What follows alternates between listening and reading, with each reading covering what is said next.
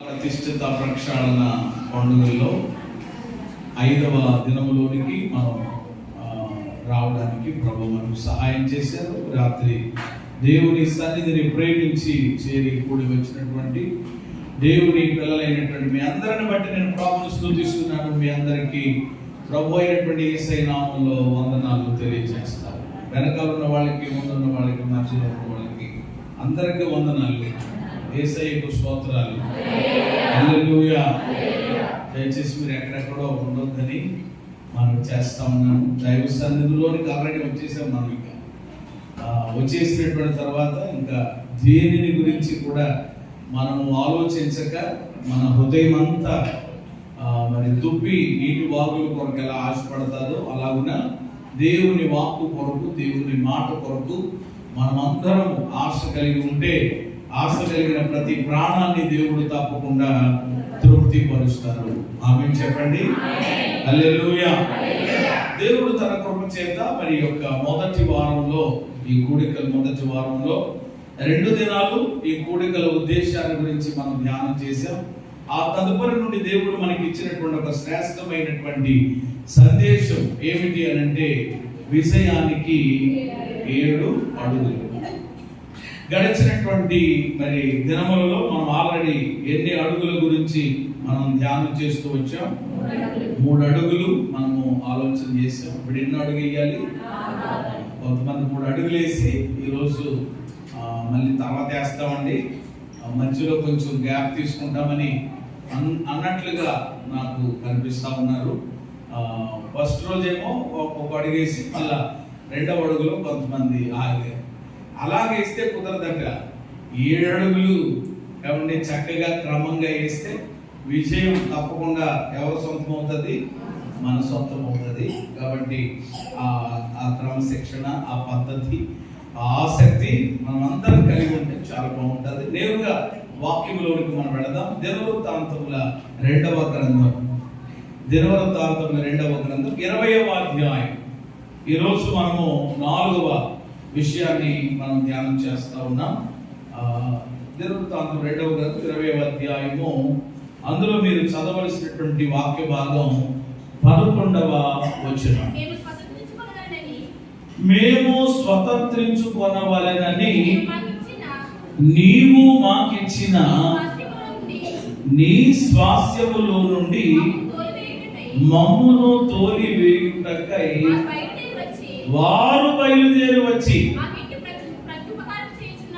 మాకెట్టి ప్రత్యుపకారము చేయుచున్నారో దృష్టించుము.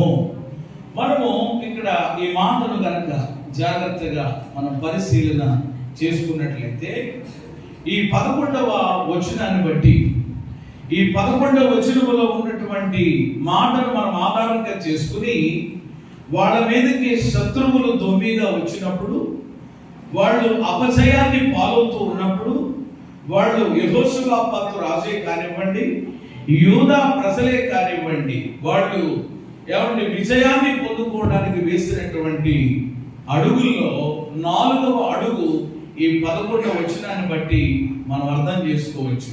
ఈ వచనాన్ని చదువుతున్నప్పుడు మరి నాకేమర్థమైంది అని అంటే కనుక, వీళ్ళు అంతకుముందు ఏం చేశారు? లేక గడచిన రాత్రి 3వ అడుగుల గురించి మనం ధ్యానం చేశాం. 3వ అడుగు ఏంటి చెప్పండి? వాళ్ళు ఏం చేశారు? దేవునిని కొనియాడారు. ఏమంటే దేవునిని కొనియాడినటువంటి వాళ్ళు అక్కడతో ఏమంటే వాళ్ళు ఆగిపోకుండా ఇప్పుడు దేవునికి ప్రార్థన చేయడం ప్రారంభించారు. వాళ్ళకున్న పరిస్థితిని బట్టి. అంటే ఇదంతా ఒక రకంగా చెప్పాలి అంటే వాళ్ళు దేవునికి చేస్తున్నటువంటి ప్రార్థన, ఆ ప్రార్థనలో కొన్ని భాగాలు అన్నమాట. ఆ ప్రార్థనలో కొన్ని పద్ధతులు తప్పకుండా దేవుని ప్రజలు ఇటువంటి అనుభవాలు మనము కలిగి ఉండాలనే పరిశుద్ధాత్మ దేవుడు వీటిని గ్రంథస్థం చేసి మన ముందు ఉంచారు, మనతో మాట్లాడుతూ ఉన్నారు.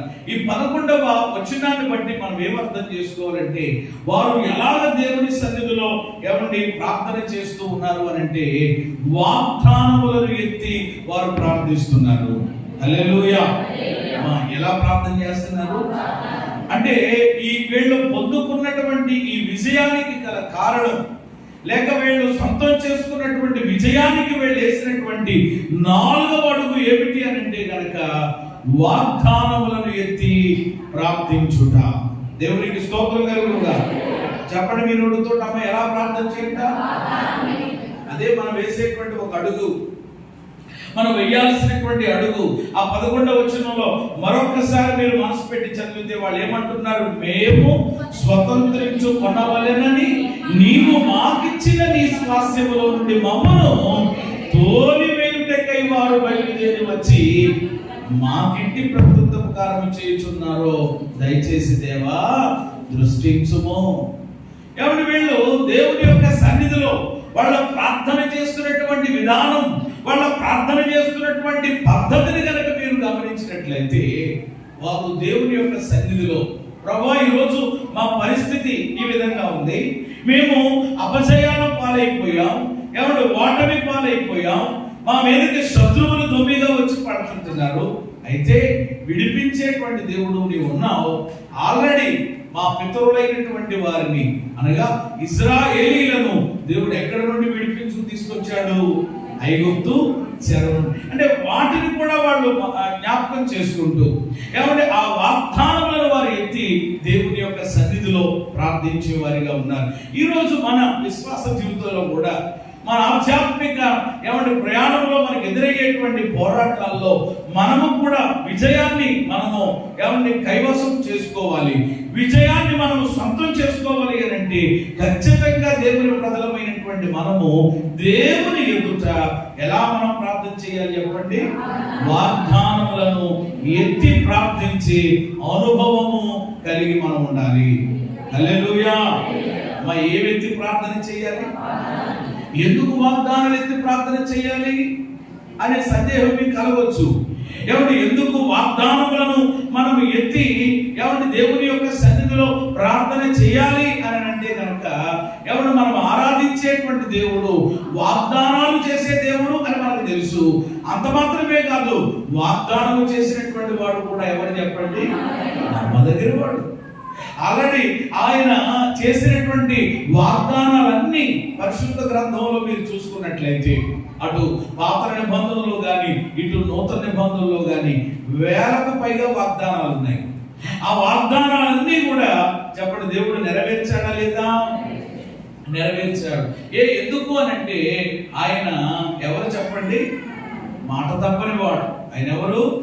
మాట తప్పను. అంటే ఆయన ఏ మాట ఇచ్చారో ఆ మాట తప్పకుండా నెరవేరుస్తారు. అబ్రహాముకు వాగ్దానం చేశారు, నెరవేర్చారా లేదా? నెరవేర్చారు. ఇస్సాకుకు వాగ్దానం చేశారు, నెరవేర్చారా లేదా? యాకోబుకి వాగ్దానాలు దేవుడు ఇచ్చారు, యాకోబు జీవితంలో వాగ్దానం నెరవేర్చారా లేదా? అందుకే మీ దగ్గరకు వచ్చి మిమ్మల్ని అడుగుతున్నాను, మీకు దేవుడు ఏదైనా వాగ్దానం చేశారా? దేవుడి యొద్ద నుండి ఏదైనా వాగ్దానం పొందుకున్నారా? సరే, గత కాలపు వాగ్దానాలు ప్రక్కనెడితే ఈ సంవత్సరంలో ఏమండి మీ వాగ్దానం ఏంటి? ఈ సంవత్సరం దేవుడు మీకు ఇచ్చినటువంటి వాగ్దానం ఏంటి? అది మీ జీవితంలో నెరవేర్చబడిందా? ఏమండి దాని యొక్క ఫలితమును మీరు చూచారా అని ఆలోచన చేస్తే, మిమ్మల్ని మీరే పరిశీలన చేసుకుంటే తప్పకుండా మీరు గనక దాని మీద దృష్టి పెట్టి ఏమంటే దానిని గనక పరిశీలన చేస్తే ఏమంటే తప్పకుండా మీరు ప్రభువును స్తుతిస్తారు. ఈ సంవత్సరం దేవుడు నాకు ఇచ్చినటువంటి వాగ్దానం ఇంకా సంవత్సరం పూర్తి కాకపోయినా ఈ 9 మాసములలోనే అద్భుతమైనటువంటి రీతిలో ఆ వాగ్దానమును దేవుడు నెరవేర్చాడు. దేవునికి మహిమ కలుగునుగా. హల్లెలూయా. ఈ నెలలో కూడా దేవుడు మనకి ఏమి ఇచ్చాడు చెప్పండి? ప్రతి నెల మనకి ఏ సందేశం?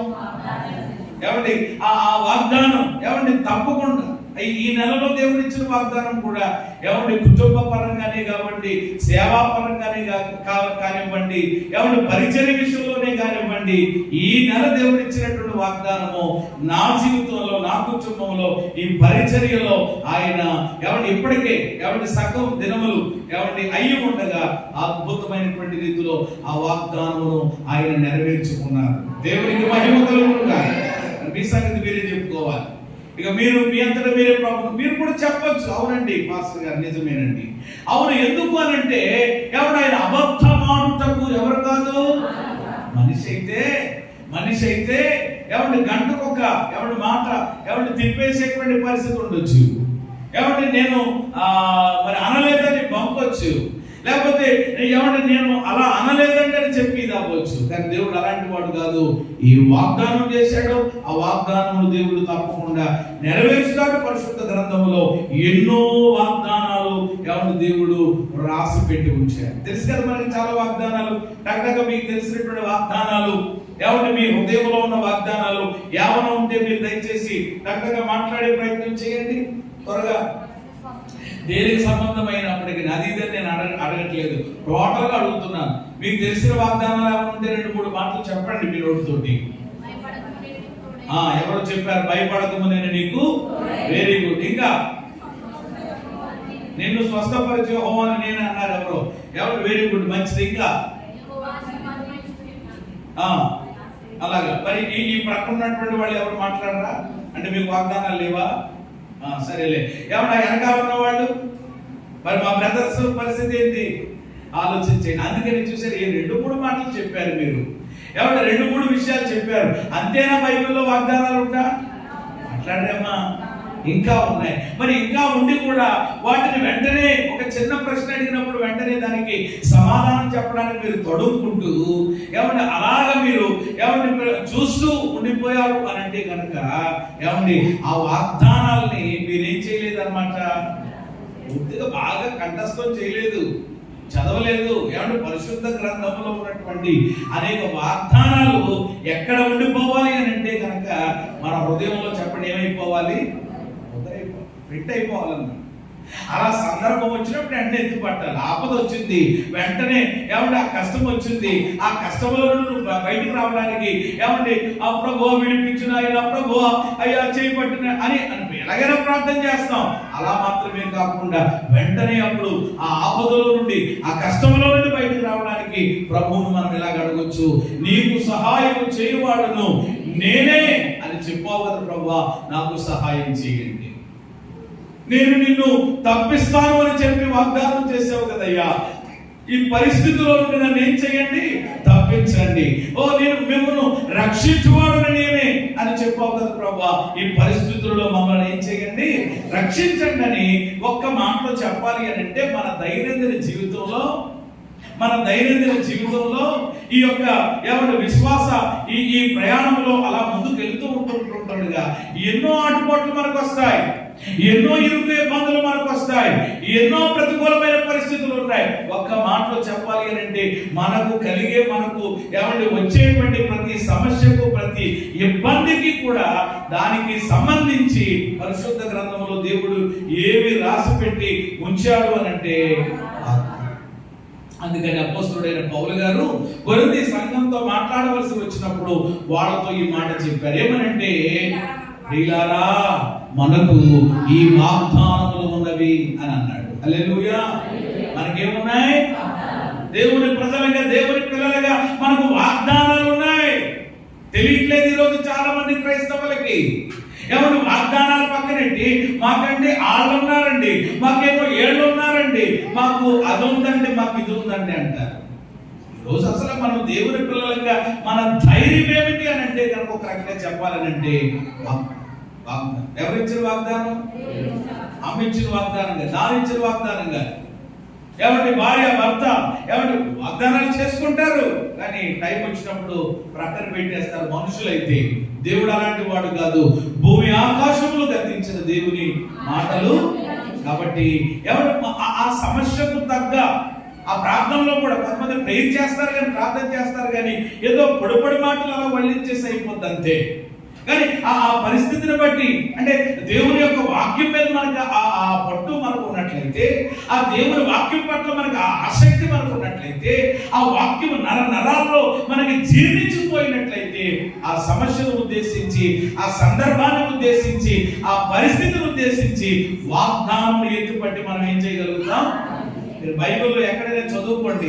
అంటే సమయాన్ని బట్టి నేను అన్ని రిఫరెన్స్ చూపించట్లేదు, కానీ పరిశుద్ధ గ్రంథములో ఏమండి నెహెమ్యా కానివ్వండి, ఏమండి పరిశుద్ధ గ్రంథములో ఏమండి మరి ఎజ్రా కానివ్వండి, ఏమండి అలాగే దానియేలు కానివ్వండి, ఏమండి ఇప్పుడు మనము ఏమండి చూస్తూ వచ్చాం వేళ్ళే కానివ్వండి, ఇలాగ చాలా మంది అలాగే సొలొమోను కూడా, అలాగే దావీదు కూడా వాళ్ళ ప్రార్థనలో చెప్పండి ఏ ఎత్తుపట్టి ప్రార్థన చేశారు?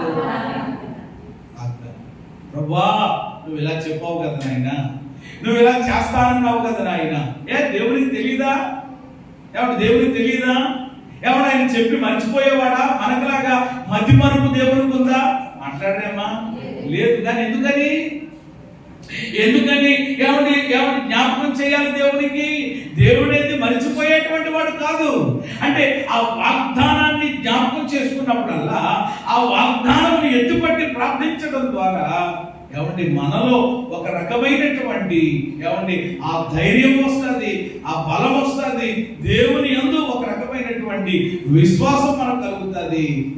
కొన్నిసార్లు చూడండి ఆ పిల్లల్ని మరి తల్లిదండ్రుల దగ్గరికి పిల్లలు వెళ్ళి కొన్నిసార్లు అంటారు, ఇదిగో డాడీ నువ్వు మర్చిపోయావేమో అంటే మర్చిపోరు. కానీ మొన్న ఏం చెప్పావు నువ్వు నాకు, బర్త్డేకి ఏం చెప్పావు, ఏం చేస్తానని చెప్పావు అని మరలా ఏమంటే వాళ్ళు అన్న మాటను ఎలాగైతే ఆ పిల్లలు జ్ఞాపకం చేస్తూ ఉంటారు తల్లిదండ్రులకి, ఈరోజు ఏమంటే మహాదేవుని సన్నిధిలో ఎలాగో మనము ఆ వాగ్దానములను ఎత్తిపట్టి ప్రార్థన చెయ్యగలిగితే వాగ్దానం యొక్క ఫలాన్ని తప్పకుండా మనము పొందుకుంటాం. వీళ్ళు ఎలాగైనా ప్రార్థన చేశారు, ఏదో మామూలుగా ఆ ప్రార్థనలో ఖచ్చితంగా శక్తివంతమైన ప్రార్థన చెప్పాలి.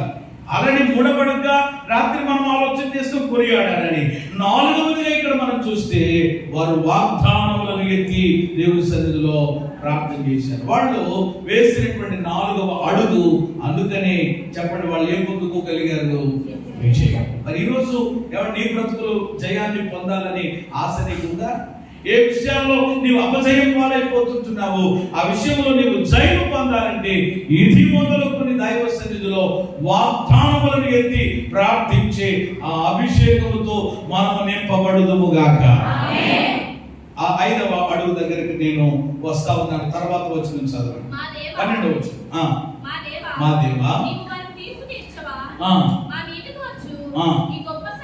ఈ గొప్ప సైన్యముతో యుద్ధము చేయుటకు మాకు శక్తి చాలదు, ఏమి చేయుటకును మాకు తోచదు, నీవే మాకు దిక్కు అని ప్రార్థన చేసి వీళ్ళు జయము పొందుకోవడానికి వేసినటువంటి 7 అడుగులలో 5వ అడుగు రాత్రి నేను మీకు జ్ఞాపకం చేస్తా ఉన్నాను.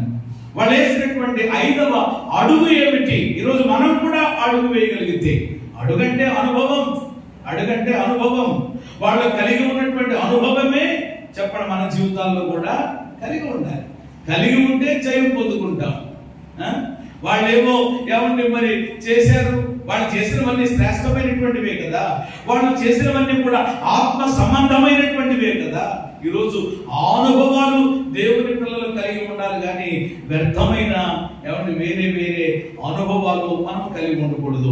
ఇక్కడ 5వ అడుగు నేను ఈ వచనాన్ని బట్టి జ్ఞాపకం చేస్తుంటున్నాను. అదేమిటి అని అంటే దేవుని ముందు తన స్థితిని చెప్పుకుంటున్నారు.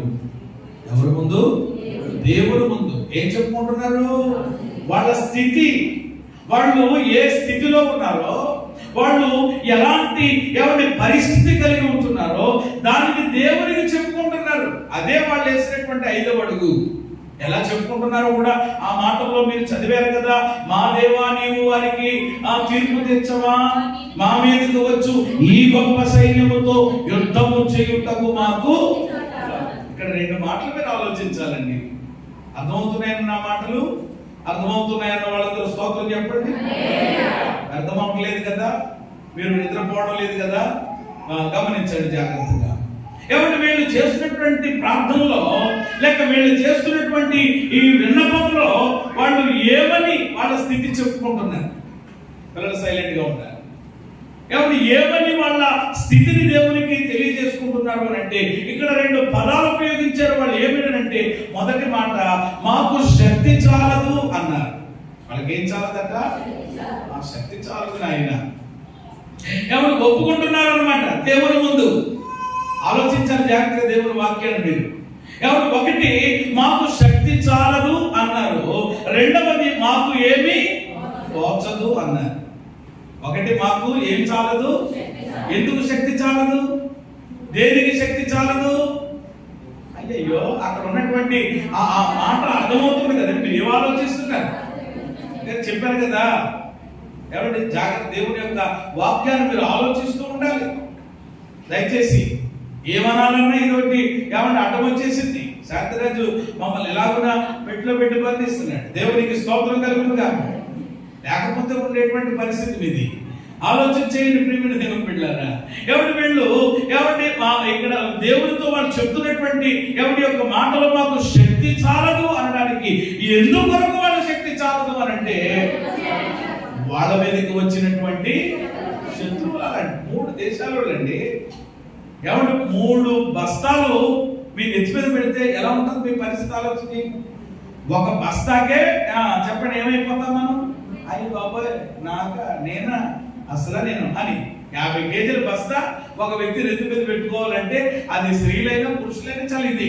అలాంటిది ఒక 50 కేజీల బస్తా కాదు, ఇంకొక 2 బస్తాలు కలిపి ఏమంటే 350 ఎన్ని కేజీలు చెప్పండి? 150 పెడితే మీరు నిలబడగలుగుతారా? ఎవరైనా ఆలోచన చేయండి. అంటే ఏం చాలక అది. ఏమంటే వీళ్ళు వాళ్ళ స్థితిని దేవుని ముందు ఏం చేస్తున్నారు? అది ఈరోజు అది రావాలి. కొంతమందికి దేవుని ముందు వాళ్ళ స్థితిని ఏం చేయాలన్నమాట? నీ దౌర్భాగ్య స్థితి ఏంటో, నీ దిక్కుమాలిన స్థితి ఏంటో ఎవరికి తెలుసు అంటారేమ్మా. అమ్మ ఇప్పుడు ఎందుకు కవరింగ్ ఏంటి? మరి దేవుని దగ్గర ఏమంటే ఆ విధానం ఏంటి? ఆయన తెలుసు కదా. అందుకని ఎప్పుడైనా సరే ఆలోచన చేయండి. ప్రభు మన ముందుకు మనం వచ్చినప్పుడు, ప్రభు యొక్క సాన్నిధ్యానికి మనం వచ్చినప్పుడు ఆయన దగ్గర ఏమైపోవాలి చెప్పండి? ఓపెన్ అయిపోవాలి. ఆయన దగ్గర ఎలాంటి హృదయాలు కలిగి ఉండాలి? ఇక్కడ కవరం చేయడానికి కుదరదు. ఇక్కడ వేరే వేరే విధానాలు చేయి ఒప్పుగా ఉంది దేవుని సన్నిధిలో. వాళ్ళు మరలా మాకు ఇంత సైన్యం ఉంది. యెహోషువ రాజు అంటే మామూలు రాజా? ఆయనకి చాలా మామూలుగా చూస్తే ఫిజికల్ గా ఆలోచన చేస్తే ఆయనకి ఉండే పరిస్థితులు ఆయనకు ఉన్నాయి. కానీ దేవుని ముందుకు వచ్చేసేటప్పటికి వాళ్ళ దగ్గర ఉన్నటువంటి ఆయుధాలు, వాళ్ళ దగ్గర ఉన్నటువంటి సైన్యము, వాళ్ళ దగ్గర ఉన్న పరిస్థితులు అవి చూసుకోవట్లేదు. దేవుని ముందు ఉన్నది ఉన్నట్లుగా, ప్రభువా మా శక్తి అయితే ఏమాత్రం ఎప్పుడు వస్తుందండి మన బ్రతుకుల్లో? ఇది ఎప్పుడు వస్తుందండి ఇది మన జీవితంలో? దేవుని దగ్గర ఒప్పుకోవడానికి కూడా నీకు అది ఇది లేదా? ఏమండి ఆ మాటలు పలకలేవా? నీ స్థితి ఏంటో నీకు అర్థమవుతుంది కదా, నీ పరిస్థితి ఏంటో నీకు తెలుస్తుంది కదా. ప్రభు దగ్గరికి వచ్చి, ప్రభువా నాకైతే ఏమీ చాలదు, శక్తి చాలు అంటే నువ్వు ఒప్పుకోలేకపోతున్నావు అంటే నీ శక్తి సరిపోతుందనా? ఏమంటే నీ శక్తి దేవుని శక్తి కంటే బలమైనదనా?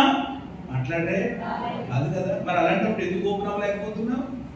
ఎందుకు నీ హృదయము ఎవరిని తెరవబడలేకపోతుంది? ఎందుకు నీ ఆత్మను కుమ్మరించలేకపోతున్నావు? మరలా సేవకుడు ప్రతిసారి ప్రార్థన చేయండి ఏడవండి అడగండి అని అవసరం లేదు కదా. ఎవరు చెప్పారండి అన్నాకి ఎవరు చెప్పారు? అన్నాకి ఎవరైనా ఎవరిని ప్రేమ దేవుడు బిడ్డలారా చెప్పి ఎవరిని ఆవిడ్ని అలా ప్రిపేర్ చేసి పంపించారు? లేదు కదా. రావడమే ఎలా వచ్చారంట?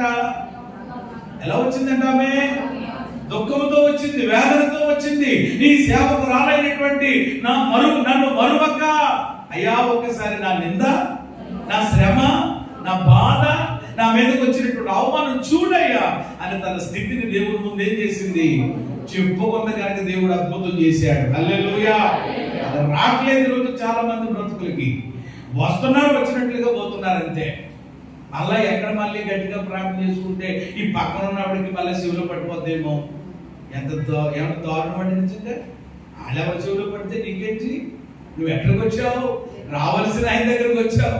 రావాల్సిన ఆయన పాదాల దగ్గరకు వచ్చిన తర్వాత మన ఆత్మను హృదయపూర్వకంగా దేవుని సన్నిధిలో ఎవరుంటే నాకేంటి, నా స్థితి ఎవరికి చెప్పుకుంటున్నాను? ఇలా అంటున్నాను మరొకటి అనుకోకండి. కొంతమంది ఇక్కడికి వచ్చి ఏడవడం రాదు కానీ, ఇక్కడికి వచ్చి దేవుని సన్నిధిలో వాళ్ళ స్థితి చెప్పుకోవడం రాదు కానీ, ఎవరు స్వరమ్మ దగ్గరికి వెళ్ళి, ఆ ఎంకమ్మ దగ్గరికి వెళ్ళి అంటే ఇలాంటి పేర్లుంటే నన్ను క్షమించండి, మామూలుగా క్యాజువల్ గా చెప్తున్నాను. ఆడ దగ్గరికి ఏళ్ళ దగ్గరికి వెళ్ళి పొలోమని చెప్పి వలవల ఎందుకు వచ్చింది అసలు? నీ స్థితి చెప్పాల్సింది ఎవరికి? నీ స్థితి ఎవరిని పంచుకోవాల్సింది నీ స్థితి ఎవరిని దేవుని యొక్క సన్నిధిలో ఎవరెవరికి చెప్తే ఏంటంటే ఎవరు చేసేది ఏముంది అసలు? ఒక రాజే ఒక రోజు నాడు ఏమంటే చెప్పాడు ఈ మాట.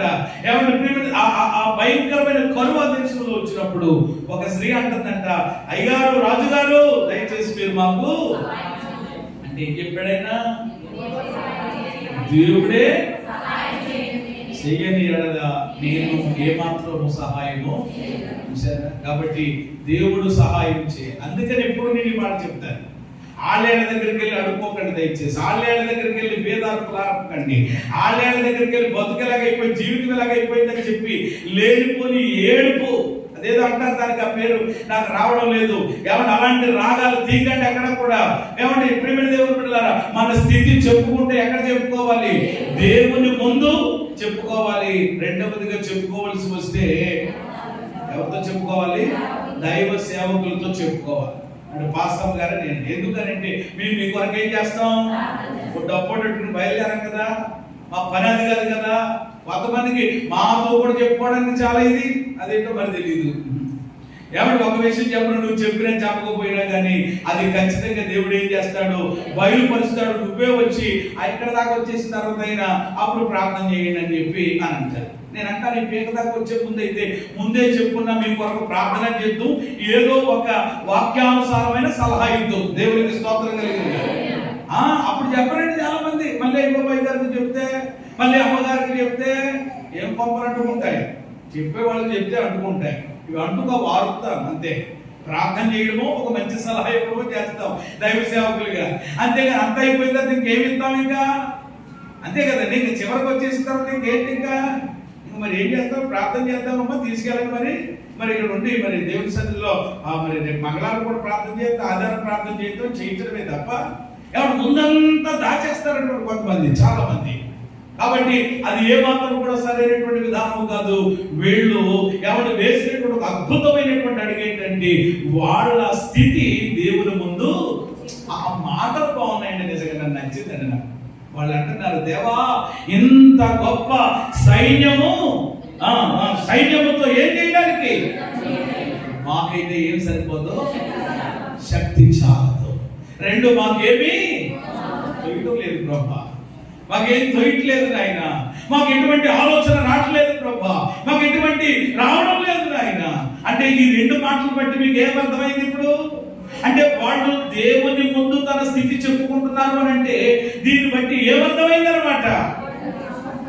వాళ్ళు దేవుని మీద ఆధారపడుతూ ఉన్నారు. దేవునికి స్తోత్రం కలిగిన నీ స్థితి దేవుని ముందు చెప్పుకుంటున్నావు అంటే ఏమండి, నా సామర్థ్యం సరిపోదు ప్రభా, నా బలం సరిపోదు నాయన, నా శక్తి చాలదు ప్రభా, నాకేమీ తోచదు ప్రభా. నేను బైబిల్లో భక్తులు ప్రార్థనలు అలాగే చేశారు కదండి. నిజంగా నీవెంత మాత్రలు ప్రభా, నిష్ప్రయోజకులకు నాయన. దావీదు లాంటి వ్యక్తి యుద్ధంలో నిలబడినప్పుడు ఏమన్నాడు చెప్పండి? కత్తటికి వెళ్తున్నాడు, ఆ గోలియాత్ ఎంత, ఆడెంత, ఆడు బావెంత అని అన్నాడు చెప్పండి. ఏమన్నాడు? యుద్ధం యెహోవాదే అన్నాడు. స్తోత్రం చెప్పండి. అలాగే దేవుడు ఏమిచ్చాడు చెప్పండి? అదే స్థితి చెప్పుకోవడం అంటే. అంతేగాని ఎవరు కొంతమంది బయట అలా కాదండి, ఎలా ఉండాలి, బయట ఎక్కడో ఎలా ఉంటామో నాకు తెలియదు, ప్రభు దగ్గరికి వచ్చినప్పుడు మాత్రం ఏమంటే తెరవబడినటువంటి హృదయాలతో ఓపెన్ అయిపోవాలి ఇంకా. అందుకని బైబిల్ చెప్తుంది, తనకు మొరపెట్టు వారందరికీ అంతే. నిజంగా యథార్థం ఉన్నది ఉన్నట్లుగా చెప్పుకోవడానికి అంతే. నీ దేవుడి సన్నిధిలో నీ హృదయం అంతా కుమరించేసుకు దేవుడు అద్భుతమైనటువంటి విజయాన్ని మన సొంతం చేస్తారు. ఇలాగ బైబిల్లో చాలా మంది ఉన్నారండి, వాళ్ళ స్థితి దేవుని ముందు చెప్పుకున్నటువంటి వాళ్ళు, దేవుని మీద ఆధారపడినటువంటి వ్యక్తులు వీళ్ళే కాదు, ఇటు పాత మందిలో కొత్త చాలా మంది ఉన్నారు. కానీ ఒక వ్యక్తి నేను చెప్పి నేను ఎవరిని నా మాటలు ఇక్కడితో నేను ముగిస్తాను. ఎవరు మనందరికీ తెలిసినటువంటి ఒక అద్భుతమైన వ్యక్తి నూతన నిబంధనలో అపోస్తలుడైనటువంటి పౌలు గారు. ఆయన కూడా దేవునికి ఆయనకున్న సమస్యను బట్టి ప్రార్థన చేసుకున్నాడు. ఈ మాటలు మీరు ఎక్కడ చూస్తారంటే అపోస్తలుడైనటువంటి పౌలు గారు కొరింథీయులకు రాసినటువంటి 2వ పత్రిక 12వ అధ్యాయము 7 నుండి 10 వచనాలు మీరు ఎవరు చదువుకోవచ్చు, కానీ 7వ వచనం మాత్రం చదవండి. పౌలు గారు అంటున్నారు, చూడండి ఆ మాటలు మీరు గమనించండి. నాకు కలిగిన ప్రత్యక్షతలు బహు విశేషంగా ఉన్నందున నేను అత్యధికముగా హెచ్చిపోకుంటున్నట్లు నా శరీరములో ఒక ముళ్ళు హెచ్చిపోకుండా నిమిత్తము నన్ను నరగకుంటుడు సాతాను దూతగా ఉంచబడెను. 8వ వచనం అందరూ చూడండి మాట. అది నా యొద్ద నుండి తొలగిపోవాలని వాని విషయమై ముమ్మారు ప్రభువును ఎన్నిసార్లట? అది నా యొద్ద నుండి తొలగిపోవాలని, ఆ సమస్య నా యొద్ద నుండి తొలగిపోవాలని, ఆ బలహీనత నా యొద్ద నుండి తొలగిపోవాలని ముమ్మారు ఆయన ప్రభువుని ఏం చేసుకున్నారట. అప్పుడు దేవుడి దగ్గర నుంచి ఏం ఆన్సర్ వచ్చింది? వెంటనే దేవుడు చెప్పిన మాట, అందుకు నా కృప నీకు చాలు. బలహీనతల యందు నా శక్తి పరిపూర్ణమగుచున్నది. ఆయన నాతో చెప్పాను. హల్లెలూయా. మన స్థితి ఆయన ముందు చెప్పుకుంటే తప్పకుండా దేవుడు ఏమి ఇస్తాడు? మాట్లాడరేమా? సమాధానం ఇస్తాడు, ఆన్సర్ ఇస్తాడు. అందుకని ఉన్న తర్వాత ఆయన నాతో చెప్పారా లేదా? మరి నీకు చెప్పారా? ఏమండి దేవుడు చెప్పారండి నాతో అన్నవాళ్ళు స్తోత్రం చెప్పండి. సగం మందే ఉన్నారు, సగం మందే ఉన్నారు, అందరూ లేరు. అంటే మిగిలిన వారి సంగతి ఏంటి అంటే మీరు దేవుడితో ఏం చేయలేదన్నమాట, చెప్పలేదన్నమాట. ఏమంటే ప్రార్థనలో ఈ 2 అనుభవాలు ఉండాలండి ఖచ్చితంగా. ప్రార్థన అంటే ఒకటే విధానం ఉంటుంది చాలా మందిలో. ఏంటది? ఒక కోణమే, ఒకవైపే ఉంటుంది. ఏంటది? మొత్తం అంతా మనం చెప్పండి ఏకరువు పెట్టేటివే. ఇంకా ఏకరువు మొత్తం కిరణ బట్టి అనమాట. మొన్న రాత్రి కూడా చెప్పారు కదా, అంత దేవుడి దగ్గర మెను, మొత్తం అంతా మెను మెను మెను పెట్టేస్తా ఉంది. ఎప్పుడైనా మీరు గమనించండి, ప్రార్థన జీవితం అనేది క్రైస్తవ విశ్వాస జీవితంలో ఒకవైపే కాదు. అంటే మనము దేవునికి తెలియజేశాం, మనము దేవునికి చెప్పాం, ఆ సమస్య, ఆ పరిస్థితి, ఆ బాధ, ఆ ఇబ్బంది దేవునికి చెప్పాం. చెప్పేసినటువంటి తర్వాత ఎవరి దేవుని దగ్గర నుండి కూడా ఏమొస్తుంది? వస్తుంది. ఏమన్నా నాకు మొరపెట్టుము ఏమన్నాడు ఆయన? అంటే 2 ఉన్నాయి ఉంటున్నదా? మాట్లాడరేమ్మా? మీరు ఎవరికో ఫోన్ చేశారు, నెంబర్ కొట్టారు, ఏమంటే రింగ్ అయింది, ఏమంటే రింగ్ అయ్యి వాళ్ళు ఎత్తారు. ఎత్తిన వెంటనే ఇక్కడి నుంచి మీరు ఏమన్నారు? హలో అన్నారు. అవతల నుంచి ఏమన్నారు? ఏమి లేదనుకోండి, ఎలా ఉంటుంది పరిస్థితి? వాళ్ళు కూడా హలో మన పోయినా కానీ ఏమన్నారు చెప్పండి. వెంటనే అప్పుడు ఎలా ఉన్నారు అని మీరు అంటారు. అక్కడి నుంచి అంటే బాగానే ఉన్నాం అని అంటారు. అంటే ఇప్పుడు ఏమవుతుంది అనమాట? అంటే ఒకరి వైపు నుంచి ఒకరి సమాధానాలు వెళ్తాం. ఈరోజు ఇలాగే. కానీ కొన్నిసార్లు ఇక్కడి నుంచి ఫోన్ చేసి హలో ఎలా ఉన్నారు ఎలా ఉన్నారు అని అనుకుంటే ఆ వైపు నుంచి మాత్రం ఏముంటుంది? ఏమో ఏంటంటే పని చేయట్లేదు, ఏంటంటే పని. అంటే మీరు ఎప్పుడు గమనించండి, దేవుడు ఎప్పుడు అలాగా ఏమంటే మౌనంగా ఉండడు, ఆయన స్పందిస్తూనే ఉంటాడు. ఒకవేళ మౌనంగా ఉన్నాడంటే దాంట్లో ఏదో మన వైపులో ఏదో ఒక ఏమన్నా మొత్తం మీద అప్పుడు వెంటనే ఏమంటారంటే అవతలుడు గొంతుకు ఏమంటే చించుకుని అంటూ ఉంటారు అనమాట. సిగ్నల్లోకి రా, సిగ్నల్లోకి రా, ఎక్కడున్నావు నువ్వు అని అరుస్తూ ఉంటారు. తర్వాత ఇంకో ఫోన్కైనా చేసి ఏమండి నేను ఎంతసేపు పించుకుంటున్నాను ఇక్కడ అంటే ఈ మనిషి దగ్గర చెప్పడం ఏం లేదనమాట. సరిగ్గా ఇలాంటి పరిస్థితులు ఉంటాయి ఆలోచన చేస్తే. కాబట్టి ఏమంటే మనము దేవునికి చెప్పుకున్నప్పుడు దేవుడు కూడా అవతల నుంచి ఏదో చెప్తారు, అది మనం ఏం చేయగలగాలి? వినగలగాలి. దేవునికి స్తోత్రం కలిగింది. ఇక్కడ ఈ ముమ్మారు ప్రభుని ఏం చేశారట? వేడుకున్నప్పుడు దేవుడి దగ్గర నుంచి ఏమొచ్చింది? రిప్లై వచ్చింది, సమాధానం వచ్చింది. ఏంటది? నా కృప నీకు చాలును. ప్రభుని స్తుతించండి. నా కృప నీకు పౌలా. ఏంటి ఎన్ని బాధలుంటే ఏంటి అసలు, ముళ్ళుంటే ఏంటి అసలు, గుచ్చుకుంటే ఏంటి అసలు, ఏమంటే పొడిస్తే ఏంటి, బాధ పెడితే ఏంటి, నీకేముంది? చూసారు? వెంటనే ఆ కృప ఎప్పుడైతే ఉందని దేవుడు చెప్పాడో ఇంకా మరలా మీరు ఎక్కడైనా సరే, పౌలు అనేకులకు ఉత్తరాలు రాశాడు ఆయన. తర్వాత కూడా ఎవరు కొరింథీయులతో ఎవరు ముగించేశాడు ఆయన. తర్వాత ఎవరికి రాశాడు? గలతీయులకు రాశాడు. తర్వాత ఎవరికి రాశాడు? పిల్లలు చెప్పండి మీరు. మరి అలా కూడా చెప్పాలి. బైబిల్ సండే స్కూల్లో కూడా అలా మధ్య మధ్యలో అడుగుతూ ఉంటారన్నమాట. ఆది కాండం అని అంటే లైన్ ఎట్టేస్తారు మన వాళ్ళు.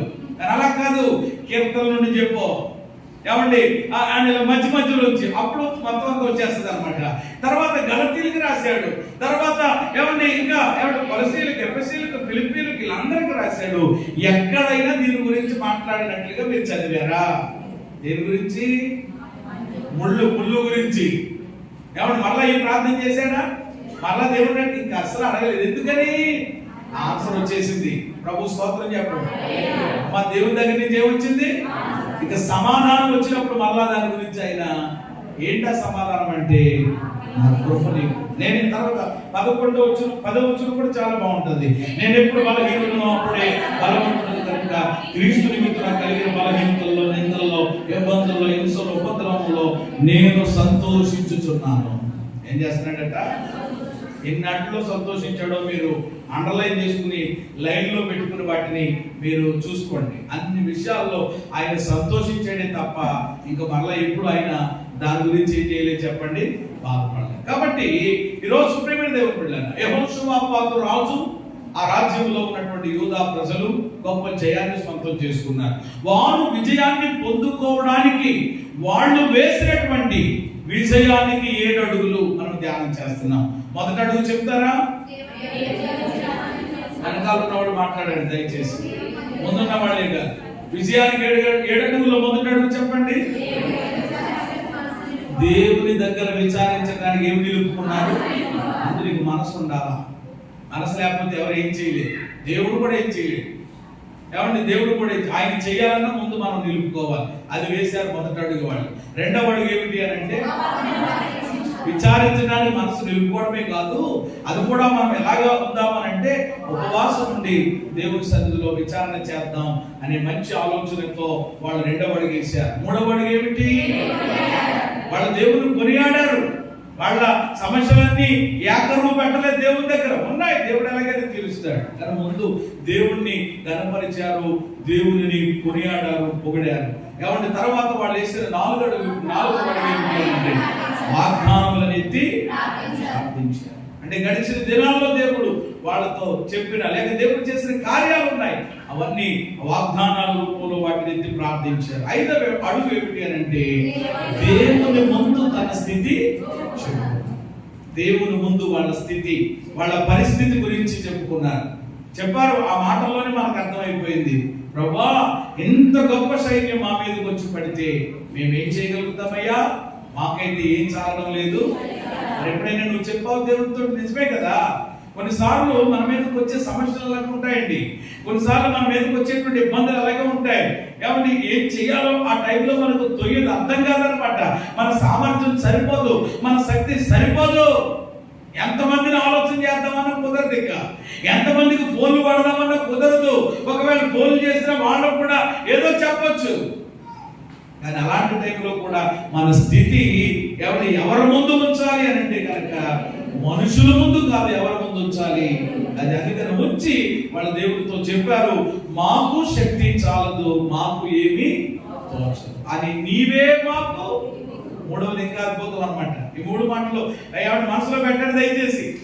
ఈ 3 మాటలు మనసులో పెట్టండి దయచేసి. పుస్తకాల్లో మాత్రమే కాకుండా డైరీలో మాత్రమే మనసులో కూడా పెట్టండి.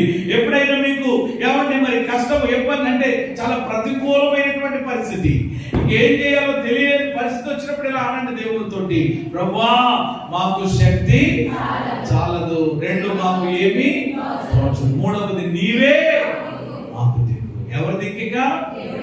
దేవుడు దిక్కు కాకపోతే ఇంకెవరి దిక్కండి? కొంతమంది దిక్కులు వైపు చూస్తారు. తూర్పు నుండి వస్తాదా, పడమటి నుండి వస్తాదా, ఉత్తరం నుండి వస్తాదా అంటే చెప్పండి, ఆ ఏ దిక్కులో నుండి కూడా దిక్కులు కాదు మనం చూడాల్సింది. దిక్కులు తిరగడం కాదు మనం. ప్రియమైన దేవుని బిడ్డలారా, నీవే మాకు దిక్కని దేవుని వైపుకు కనుక మనం తిరగగలిగితే, మన స్థితి చెప్పుకుని ఆయన మీద ఆధారపడితే విజయాన్ని వాళ్ళ జీవితాల్లో సొంతం చేసిన దేవుడు మనకి కూడా సొంతం చేస్తాడు. వాళ్ళు వేసినటువంటి 5వ అడుగు వాళ్ళ స్థితి దేవుని ముందు చెప్పుకున్నారు. మరి ఈరోజు నువ్వు చెప్పుకుంటున్నావా? నువ్వు తెలియజేస్తున్నావా? చెప్పుకున్నట్లయితే తప్పకుండా ఈ 21 దినాల ప్రతిష్ఠిత ప్రక్షాళన పండుగలలో దేవుడు ముగిసేటప్పటికి విశ్వసించినట్లయితే విశ్వసించిన వారందరి జీవితాల్లో అద్భుతమైన కార్యాలు ప్రభు చేయబోతున్నారు. గొప్ప విజయాలు ఇవ్వబోతున్నారు. గొప్ప జయంతో నింపబోతున్నారు. నమ్మండి, విశ్వసించండి. 5 అడుగులు వాళ్ళు వేశారు. మనం కూడా ఈ 5 అడుగులు వేద్దాం. మిగిలిన విషయాలు రేపు రాత్రి మనం ధ్యానం చేద్దాం. దేవుడి మాటలు మన వినికిడిలో దీవించును గాక.